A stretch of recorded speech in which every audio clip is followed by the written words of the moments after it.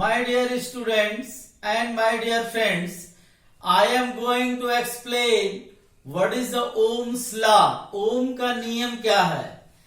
वैज्ञानिक ओम ने एक नियम दिया था। जैसे एक हमने मान लिया चालक तार है, इस चालक तार में प्रवाहित धारा आई,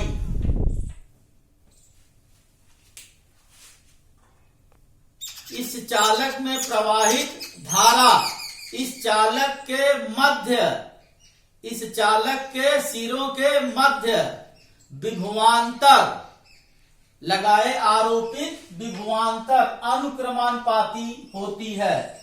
इस अवस्था में चालक की भौतिक अवस्था नहीं बदली जाती है। भौतिक अवस्था मतलब इसकी लंबाई न बदला जाए, इसका आयतन न बदला जाए, इसका क्षेत्रफल न बदला जाए, दाब न बदला जाए, ताप न बदला जाए, तब वैद्युत धारा I directly proportional to the potential difference and between the ends of the conductor, या V प्रोपोर्शनल टू I, या V बराबर RI, ये आपका समीकरण 1 हो गया। या यहां से R बराबर हो जाएगा V बटे I, समीकरण नंबर 2, जहां कैपिटल R एक समानुपाती नियतांक है जिसे इस चालक की प्रतिरोध इंग्लिश में रेजिस्टेंस कहते हैं। इस प्रतिरोध का मान इस चालक की भौतिक अवस्थाओं पर निर्भर करती है। पदार्थ आकृति आकार यदि बदलेगी तब इसका प्रतिरोध भी बदल जाता है। अब हम इसके बाद इसमें एक ग्राफ खींचते हैं। वैद्युत धारा I और विभवांतर V में एक सीधे ग्राफ मिलता है। तो ऐसे यदि एक सरल रेखा मिले तो हम लोग इसको ओमीय परिपथ मतलब ओम के नियम का पालन करता है। इसका हम लोग क्या ले लें, झुकाव, स्लोप। तो स्लोप क्या दे देगा इसका, रेजिस्टेंस, प्रतिरोध। स्लोप ऑफ द ग्राफ, जब भी किसी का स्लोप झुकाव प्रवणता लिया जाता है तो ये कैसा होता है, परपेंडिकुलर मतलब लंब अपान बेस, क्योंकि tan थीटा बराबर लंब बटे आधार होता है। हमारा इस केस में देखिए, यदि हम यहां से डॉटेड लाइन दे दें तो ये A लिख दिया, यहां B, इसका लंब कितना हो जाएगा, AB, अब बेस कितना होगा, OB, और ये लंब वाला विभव V दे रहा है और ये I दे रहा है। इस प्रतिरोध अदिश राशि है और इसका मात्रक ओम होता है। प्रतिरोध कैपिटल R का मात्रक क्या होता है, ओम। इसको हम लोग ओमेगा से प्रदर्शित करते हैं। क्या पढ़ते हैं इसको, ओमेगा, इसको सिंबल है ओमेगा से करते हैं। अब ओम के नियम के हम लोग प्रूफ, व्युत्पत्ति किसके आधार पर, मुक्त इलेक्ट्रॉन मॉडल के आधार पर ओम के नियम की व्युत्पत्ति, derivation of Ohm's law on the basis of free electron model. What is the meaning of here? Free electron model. मुक्त इलेक्ट्रॉन मॉडल क्या है ये हम बता चुके, एक बार रिवाइज कर दें। जैसे एक चालक जिसकी लंबाई कितना है, L, ध्यान से देखिए L है। इस चालक की जो मोटाई है, क्रॉस सेक्शनल एरिया कितना है, कैपिटल A है। इस चालक के सिरों के बीच वैद्युत विभवांतर कैपिटल V लगाया, तो क्या होगा, ये जो मुक्त इलेक्ट्रॉन है, फ्री इलेक्ट्रॉन्स क्या करेंगे, एक्सेलरेट होंगे, त्वरित होंगे, निगेटिव एंड से पॉजिटिव एंड की तरफ त्वरित होगा। और जब त्वरित होगा तो धन आयनों से बारंबार टकराएगा और एक नियत वेग होगा। वह सूक्ष्म नियत वेग को हम लोग क्या बोलते हैं? अनुगमन वेग। क्या? अनुगमन वेग, v सफिक्स डी। और इसका मान जो होता है v सफिक्स डी बराबर स्मॉल ई कैपिटल ई अपान यम टाउ। जो कैपिटल ई है वो वैद्युत क्षेत्र है, यम जो है एक इलेक्ट्रॉन का द्रव्यमान है और स्मॉल ई एक आवेश, एक इलेक्ट्रॉन का आवेश है।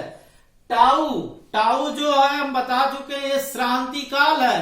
जैसे एक अणु ये दूसरा, इन दोनों में जो कोलिजन होता है, कोलिजन करने में जो समय लगता है उसे हम लोग क्या बोलते हैं? टाउ।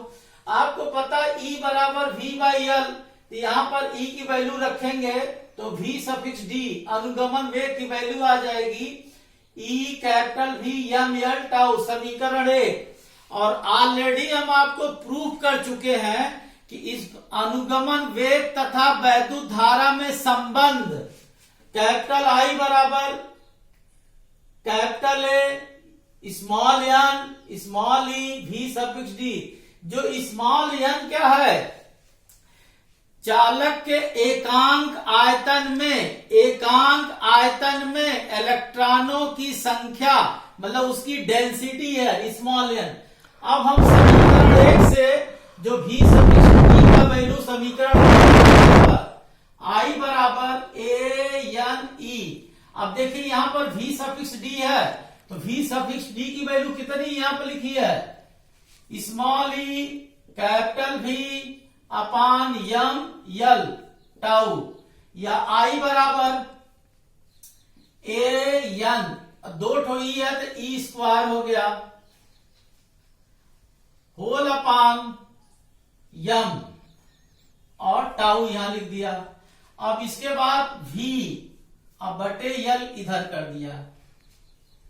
अब V को हम नीचे ले आ रहे हैं तो I अपान V बराबर हो जाएगा आपका यन ई स्क्वायर टाउ अपान यम।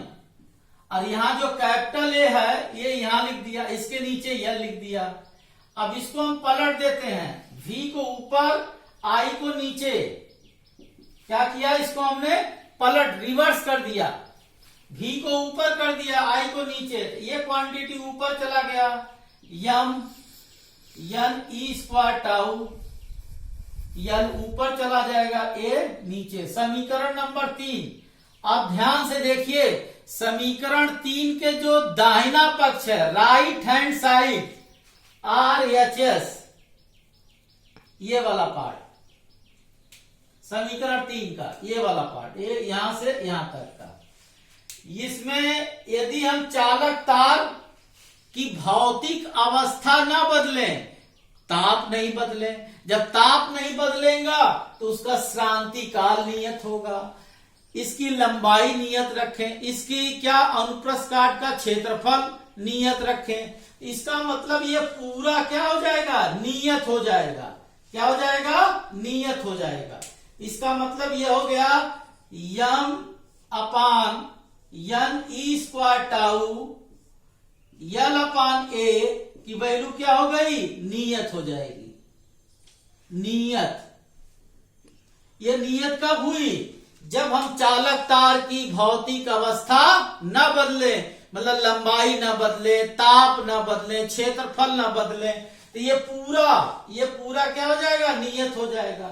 इसी नियत को, यह जो नियत वैल्यू है, कांस्टेंट वैल्यू है, यह चालक तार का प्रतिरोध कहलाता है। क्या कहलाएगा? प्रतिरोध।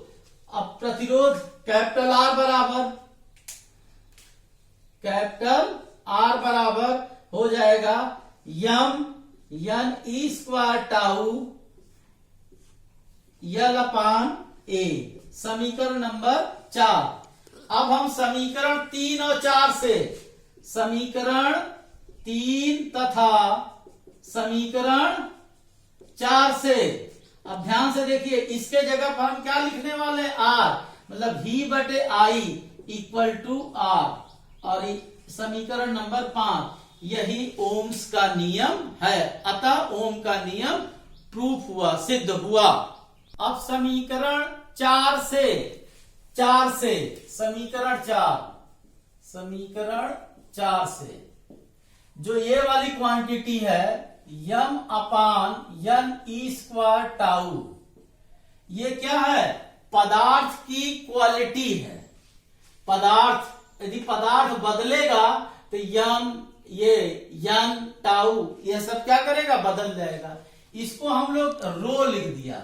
इसको हम लोग विशिष्ट प्रतिरोध कहते हैं, विशिष्ट प्रतिरोध।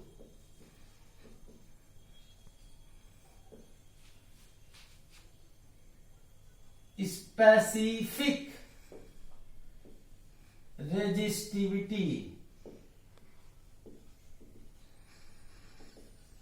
रो करते हैं। अब इसको हम लोग एक समीकरण दे रहे हैं, समीकरण नंबर 5 हो गया, इसको 6 दे दिया।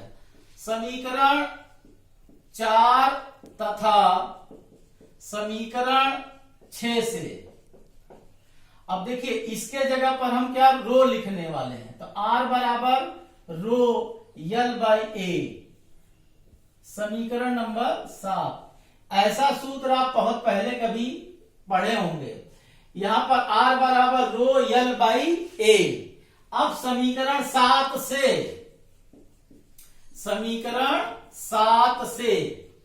R directly proportional to L, R inversely proportional to 1/a। इसका मतलब यदि किसी चालक तार की लंबाई बहुत अधिक हो, उसका प्रतिरोध भी अधिक होगा।